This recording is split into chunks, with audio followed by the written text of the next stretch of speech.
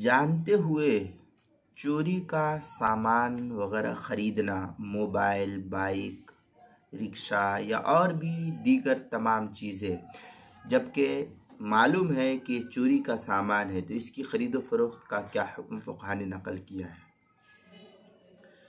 اس سلسلے میں یہ جاننا چاہیے کہ جس چیز کے متعلق معلوم ہو جائے کہ یہ چوری کی ہے تو اس کی خریداری کو اور اس کی خرید و فروخت کو حدیث شریف میں چوری میں شریک ہونے والا بتایا ہے۔ اور جو لوگ یہ کہتے ہیں کہ ہم تھوڑی اس کو چوری کر کے لائے، ہم نے تو خریدا ہے، چوری کر کے جو لایا وہ جانے۔ تو اگر آپ کو معلوم ہے کہ یہ چوری کا ہے اور پھر اس کے باوجود آپ خرید رہے ہیں تو گویا کہ آپ بھی اس کی چوری میں شریک ٹھہرے ہیں۔ حدیث شریف میں ہے، عن ابی ہریرہ رضی اللہ تعالی عنہ عن النبی صلی اللہ علیہ وسلم قال من اشترى سرقہ وهو يعلم انها سرقہ فقد شرک فی عارها و اثمها۔